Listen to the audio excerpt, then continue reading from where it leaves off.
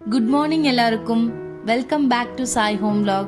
இன்னைக்கு ஒரு வீக்கெண்ட்கான vlog தான் ஷேர் பண்ணியிருக்கேன். ஸோ அன்னைக்கு டே எப்படி போச்சு, அப்புறம் ஒரு குட்டி டிமார்ட் ஷாப்பிங், அதோட ஒரு குட்டி குக்கிங் டிப்ஸோட இந்த வீடியோ வந்து இருக்கும். ஸோ நீங்கள் இன்னும் நம்ம channel Sai home vlog subscribe பண்ணலைன்னா மறக்காமல் சப்ஸ்கிரைப் பண்ணிக்கோங்க. இதுக்கு முன்னாடி நம்ம சேனலில் போட்ட வீடியோஸ் பார்த்தவங்களுக்கு கொஞ்சம் கன்ஃபியூசிங்காக தான் இருக்கும். ஒன்றும் இல்லைங்க, நான் ஹாலில் கொஞ்சம் அடிக்கடி சேஞ்சஸ் பண்ணுவேன். ஹாலுன்னு இல்லை, வீட்லேயே நம்ம கிட்ட இருக்கிற திங்ஸை வச்சு நம்ம அடிக்கடி வந்து அந்த இடத்த சேஞ்ச் பண்ணுறது, இங்கே இருக்கிறத தூக்கி அங்கே போடுறது, அந்த மாதிரி மாற்றி பண்ணோன்னா சில ஸ்பேஸ் ஆக்குப்பைடாக இருந்தது வந்து சில திங்ஸ் வச்சு அது வந்து நமக்கு ஃப்ரீயாக இருக்கும். வீட்டோட லுக்கும் வந்து சேஞ்ச் ஆகின மாதிரி இருக்கும். பிடிச்சிருந்தா ட்ரை பண்ணி பாருங்கள். அன்றைக்கி லஞ்சுக்கு வந்து பார்த்திங்கன்னா சிக்கன் பிரியாணி தான் வந்து ரெடி பண்ணியிருந்தேன். நான் வந்து வீடியோ எடுக்கணும், அதாவது குக்கிங் வந்து வீடியோ எடுக்கணும் அப்படின்ற மாதிரி நான் ஷூட் பண்ணல, சும்மா தான் வீடியோ எடுத்தேன்.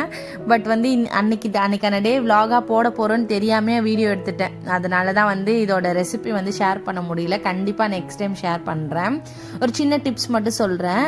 பிரியாணி ரெடி பண்ணும்போது சில்லி பவுடர், கரம் மசாலா அந்த மாதிரி போடுறதுக்கு பதிலாக ரெட் சில்லி இருக்குல்ல, அதை வந்து நல்லா தண்ணியில், கொதிக்கிற தண்ணியில் போட்டு ஒரு 5 மினிட்ஸ்க்கு அப்புறம் எடுத்து ஆற வச்சதுக்கப்புறம் எடுத்து நல்லா மிக்ஸி ஜாரில் போட்டு அரைச்சிட்டு அதுக்கப்புறம் அதை மட்டும் சேர்த்துக்கு, கொஞ்சோண்டு கரம் மசாலா வேணால் அது கூட சேர்த்துக்கலாம். இதை மட்டும் யூஸ் பண்ணி செஞ்சு பாருங்கள், செம்மையாக இருக்கும் பிரியாணி சிக்கன். தயிர் வந்து நல்ல சூப்பரான தயிராக இருக்கணும். வீட்டிலே ரெடி பண்ணி சேருங்க, அதான் முடிஞ்ச அளவுக்கு நல்லது. தயிரும் வந்து ஒரு மீடியமாக புளிச்சிருக்கும், ரொம்பவும் புளிச்சிருக்கக்கூடாது. ஸோ இதை வந்து கொஞ்சம் தாராளமாகவே சேர்த்து நம்ம வந்து சிக்கன் பிரியாணி செய்யும்போது சிக்கனில் போட்டு நல்லா மிக்ஸ் பண்ணோன்னா சிக்கன் நல்லா சாஃப்டாக குக் ஆகி வரும். பிரியாணியோட டேஸ்ட்டும் வந்து செம்மையாக சூப்பராக இருக்கும். ட்ரை பண்ணி பாருங்கள். அப்படியே சைடில் இங்கே வந்து ரைத்தா, ஆனியன் ரைத்தாக்கு தான் ரெடி பண்ணிகிட்டு இருந்தேன். நல்லா பொடிசாக நறுக்கின ஆனியனும் அது கூட எனக்கு ஒரு சில்லியாவது கம்பல்சரி போட்டுருணும், அப்போ தான் எனக்கு டேஸ்ட் பிடிக்கும். அந்த புளிப்பு மட்டும் இருந்துச்சுன்னா எனக்கு பிடிக்காது ரைத்தா சாப்பிட்றதுக்கு. நீங்களுமே ட்ரை பண்ணி பாருங்கள். ரைத்தா ரெடி பண்ணும்போது ஒரே ஒரு சில்லி மட்டும் ரொம்ப பொடிசாக கட் பண்ணி மிக்ஸ் பண்ணி சேர்த்து பாருங்கள். ரைத்தாவோட டேஸ்ட்டு செம்மையாக இருக்கும். ஃபைனலாக கொஞ்சம் பொடிசாக நறுக்கின கொத்தமல்லியும் போட்டு அப்படியே எடுத்து வச்சிட்டேன். கிச்சனில் டெய்லியும் வந்து காய்கறி வாஷ் பண்ணுறது, அதுக்கப்புறம் கீரை வாஷ் பண்ணுறது, அரிசி கழுவின தண்ணி, இது எல்லாமே அப்படியே வந்து சேர்த்து வச்சுருவேன். குட்டீஸ் 2 பேரும் ஸ்கூலுக்கு கிளப்பி அனுப்புனதுக்கப்புறமா வந்து இந்த தண்ணி எடுத்துகிட்டு போய் ஃபஸ்ட்டு, அதாவது ஒரு நாள் விட்டு ஒரு நாளாவது இந்த அரிசி கழுவின தண்ணி வந்து கீழே வச்சுருக்க செடிங்களுக்கெல்லாம் ஊற்றி விட்டுருவேன். கீழே வந்து ரொம்ப நிறைய செடிலாம் வச்சிடல, கொஞ்சம் செடி தான் வச்சுருக்கேன். மணி பிளான்ட்டு, அதுக்கப்புறம் வந்து மல்லிகைப்பூ செடி, அதுக்கப்புறம் வந்து ஒரு சின்ன ஜாடியில் தான் வந்து செம்பருத்தி வச்சுருக்கேன். பட் இந்த அரிசி கழுவி தண்ணி ஊற்றுறதால பூ நிறையவே பூக்குது. அதில் மேலே பிரியாணிக்கு எல்லாமே ரெடி பண்ணி வச்சுட்டு அப்படியே இந்த தண்ணி ஊற்றலான்னு சொல்லிட்டு கீழே வந்ததும் அப்படியே அடுத்தடுத்துன்னு அப்படியே க்ளீனிங் வேலை, கிரவுண்ட் க்ளீன் பண்ணுற வேலை அப்படியே கொஞ்சம் இருந்தது. அதையும் அப்படியே பார்த்துட்டு இருந்தேன். எல்லாம் முடிச்சுட்டு கரெக்டாக மேலே போகும்போது சூப்பராக பிரியாணி வந்து ரெடியாக இருந்தது. ஸோ அதையும் வந்து பார்த்து எடுத்து வச்சுட்டேன். ஹஸ்பண்ட் குட்டீஸ்லாம் வந்து மேலே இருந்தாங்க, அவங்க ஒரு வேலையாக டெரஸில் இருந்தாங்க. ஸோ எல்லோரும் அன்றைக்கி சூப்பராக வந்து லஞ்ச் வந்து சாப்பிட்டோம். சாப்பிட்டுலாம் முடிச்சதுக்கப்புறம் நல்லா ரெஸ்ட் எடுத்துகிட்டு ஈவினிங் போல் வந்து கொஞ்சமாக க்ராசரிஸ் வாங்கணும், டிமார்ட் போகலான்னு கூப்பிட்டேன். ஏன்னா ஹஸ்பண்ட் ஃப்ரீயாக இருக்கும்போது தான் டிமார்ட்லாம் கூட்டிகிட்டு போவாங்க, அது இல்லைனா நம்ம தான் தனியாக போய் கஷ்டப்படணும் அப்படின்னு சொல்லிட்டு. ஹஸ்பண்ட்க்கு வந்து அங்கே ஆஃபீஸில் கொஞ்சம் வேலை இருக்குது. ஸோ நான் வந்து உன்னை டிமார்ட்டில் ட்ராப் பண்ணிவிட்டு நான் அப்படியே ஆஃபீஸ் போயிடுறேன், குட்டீஸ் கூட்டிகிட்டு, நீ தனியாக போயிட்டு வந்துடு அப்படின்னாங்க. சரி ஓகே, நம்மளை பிக்கப் அண்ட் ட்ராப் பண்ணால் போதும் அப்படின்னு சொல்லிட்டு நானும் ஓகேன்னு சொல்லிட்டேன். அண்ட் போகிற வழியிலே எனக்கு அவ்வளோ டைம் எடுத்துச்சு, டிராஃபிக் அவ்வளோ இருந்துச்சு, வீக்கெண்ட் இல்லையா, அதனால.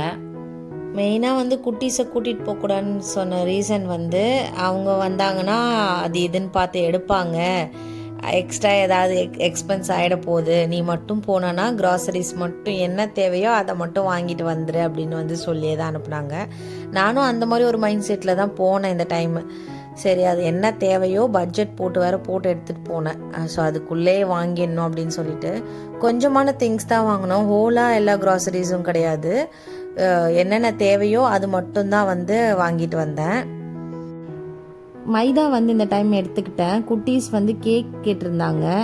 சரி, மைதாவில் வந்து நான் உங்களுக்கு ரெடி பண்ணி கொடுத்ததே கிடையாது. நான் ரெடி பண்ணியிருக்கேன், பட் குட்டீஸுங்களுக்கு கொடுத்தது கிடையாது. அதனால சரி இந்த டைம் வந்து மைதாலே ரெடி பண்ணி கொடுக்கலாம், அது இன்னும் கொஞ்சம் சாஃப்டாக வரும்ல, ஒன் டைம் தானேன்னு சொல்லி சரின்னு வாங்கிக்கிட்டேன். அண்ட் இன்றைக்கி மெயின் பர்ச்சேஸ் வந்து பார்த்திங்கன்னா இந்த பருப்பு ஐட்டம்ஸு, சுண்டல் ஐட்டம்ஸு, அதுக்கப்புறம் வந்து பிரியாணி ரைஸு, பச்சரிசி, இட்லி ரைஸு அந்த ஐட்டம்ஸ்லாம் வாங்குறதுக்கு தான் மெயினாக வந்தது.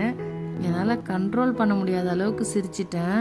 அதாவது வீடியோ எடுத்துகிட்ருக்க நான் தான் வீடியோ எடுக்கணும், அந்த ஒரு ஆர்வக்குள்ளாரில் வந்து திங்ஸையும் வந்து விட்டுறக்கூடாது அப்படின்றதுக்காக நான் பண்ண ஒரு காமெடி பாருங்கள்.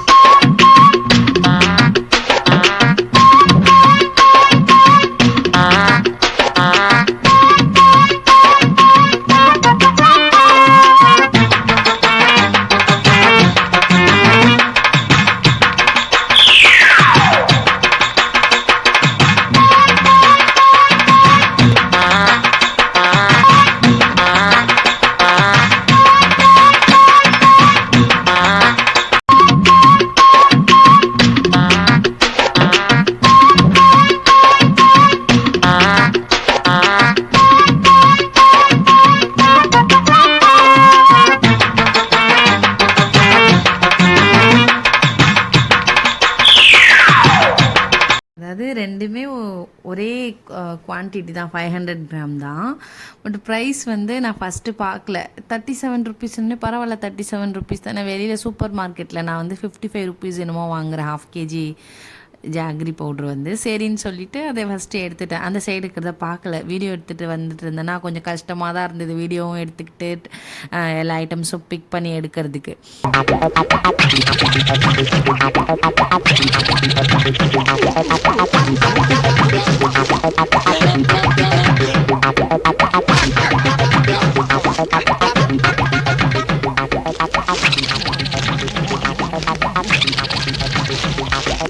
ஓரளவுக்கு மேட்சிங்கான சவுண்ட் தான் போட்டிருக்கேன்னு நினைக்கிறேன். உங்களுக்கு பிடிச்சிருக்கான்னு சொல்லுங்கள் மறக்காமல் கமெண்ட்டில். அம்மா வந்தாங்கன்னா இந்த இட்லி பொடி ரெடி பண்ணி கொடுப்பாங்க. அப்புறம் வந்து இந்த உளுந்து சட்னிக்கும் வந்து கருப்பு உளுந்து தான் வந்து யூஸ் பண்ணுவேன். அதனால் வந்துட்டு கருப்பு உளுந்து கொஞ்சமாக எடுத்துக்கிட்டேன். அதுக்கப்புறம் இட்லி மாவு அரைக்கிறதுக்கு அவல் தேவைப்படும்ல, அதுவுமே கொஞ்சம் பல்காக வாங்கிக்கிட்டேன். அப்புறம் வந்து 1 kg கிரவுண்ட்நட், கண்டிப்பாக வந்து சுண்டலுக்கு நிறைய தேவைப்படும், சட்னி ஐட்டம்ஸ்லாம் யூஸ் பண்ணுவேன். So biryani rice, basmati rice வந்து 84 ருபீஸ் தான் per kg. குவாலிட்டி நல்லா இருக்காதுலாம் நினைக்க வேண்டாம், சூப்பராகவே இருக்கும். அண்ட் சீரக சம்பா கூட பாருங்கள். எனக்கு இங்கே லோக்கலில் நான் டிபார்ட்மெண்ட் ஸ்டோர்ஸில் வாங்குறதுலாம் வந்து குறைஞ்சபட்ச ரேட் வந்து 140 அந்த ரேஞ்சில் தான் எனக்கு கிடைக்கிது. ஸோ அதனால் கொஞ்சம் இதெல்லாம் ஒரு எக்ஸ்ட்ரா கொஞ்சம் வாங்கிப்பேன் நான், ரைஸ் மட்டும். நாங்கள் போனதே கொஞ்சம் லேட் தான் போனது. இதில் வர டிராஃபிக் வேறு நிறையா இருந்துச்சா, அதனால் வந்து அவர் ட்ராப் பண்ணிவிட்டு வேறு போயிட்டார். சுற்றி முற்றி பார்த்தா இந்த சைடு ஃபுல்லாக நான் தான் லாஸ்ட்டு போல் இருக்குது. க்ளோஸ் பண்ணுற டைமிங்க்கு தான் வந்து நான் கவுண்டர்கிட்டே போவேன். போயிட்டு எல்லாமே எடுத்து வச்சுட்டு இருந்தால் பரவாயில்ல. இந்த பக்கம் கொஞ்சம் என்னை போலவே நிறைய பேர் வந்து இருந்தாங்க. ஷாப் பண்ணுற இடத்துல யாரும் இல்லை, பில்லிங்கில் தான் எல்லாமே இருந்தாங்க. ஸோ அப்படியே வந்து நானும் எல்லாத்தையும் பில் பண்ணிவிட்டு வந்துட்டேன். கொஞ்சம் வீடியோ எடுத்துகிட்டு தனியாக பண்ணுறதுக்கு தான் கஷ்டமாக இருந்தது. இவர் கூட வந்திருக்கலாம்ல, ஏன்னா சில ஐட்டம்ஸ் வந்து டிஸ்கஸ் பண்ணாமல் எடுத்துட்டான். இது இங்கே வந்து ரேட் அதிகமாக இருக்குது, எதுக்கு இங்கே எடுத்தேன்னு சொல்லி கேட்பாரு. அதனால் கூட வந்துட்டால் நமக்கும் ஈஸியாக இருக்குமேன்னு சொல்லிட்டு கொஞ்சம் கோவமாக தான் வெளியில் போயிருந்தேன். பாருங்கள், இங்கே யாருமே இல்லை. கொஞ்சம் இந்த பார்க்கிங் இடத்துல தான் இருந்தாங்களே. பேக்லாம் வந்து வீட்டிலேருந்து போகும்போதே எடுத்துகிட்டு போயிட்டேன். ஏன்னா டிமார்ட்டில் இந்த வாங்கின பேக்கே வீட்டில் அவ்வளோ நிறையா இருக்குது. அதனால் பேக்கும் வந்து கொஞ்சம் எடுத்துகிட்டு போயிருந்தேன். வீடியோ எடுத்துகிட்டு வந்துட்டுருக்கேன். இங்கே சைடில் இருந்தாங்க போல இருக்குது. ஏன்னா வீடியோ அவர் எடுத்தது, இது அவர் எடுத்த கிளிப்பிங் தான், அவர்கிட்டருந்து வாங்கின வீடியோக்காக. நான் பார்த்துட்டு என்னை வீடியோ எடுக்கிறாங்கன்னு பார்த்துட்டு நான் கண்டுக்காத மாதிரி நான் வந்துட்டேன். ஏன்னா நான் வந்து பார்த்தேன்னா சிரிச்சிருவேன், அப்புறம் கோவம் வந்து காமிக்க முடியாதுல்ல. அதனால கொஞ்ச நேரம் அப்படியே கண்ட்ரோல் பண்ணிட்டு இருந்தேன். நம்ம தான் 2 நிமிஷத்துக்கு மேலே கோவமாக இருக்கிற மாதிரி ஆக்டிங் பண்ண தெரியாது. அதனால் அப்படியே காரில் ஏறினோடனே சிரிச்சிட்டேன். அப்படி இருந்தும் அவங்கக்கிட்ட பேசாமல் குட்டீஸ்கிட்ட ஓவராக பேசிட்டு வந்துட்டு இருந்தேன். அப்புறமா சிரித்து ஒரு வழியாக சமாதானம் ஆகி வீட்டுக்கு வந்தாச்சு. இந்த பெயிண்டிங் வந்து குட்டீஸ் பண்ணாங்க. சின்ன சின்ன கல் இருக்கும்ல, அதில் வந்து அழகாக பண்ணியிருந்தாங்க. எப்படி இருக்குன்னு சொல்லுங்கள். எனக்கு வந்து கிச்சனில் வச்சு அழகாக இருக்குமேன்னு சொல்லிட்டு நான் வந்து வாங்கிக்கிட்டேன்.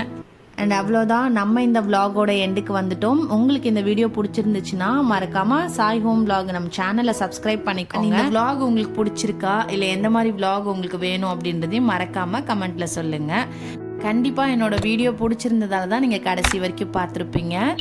ஸோ மறக்காமல் வீடியோவை லைக் பண்ணிக்கோங்க. நெக்ஸ்ட் ஒரு இன்ட்ரெஸ்டிங்கான விலாகில் பார்க்கலாம். தேங்க்ஸ் ஃபார் வாட்சிங். பாய்.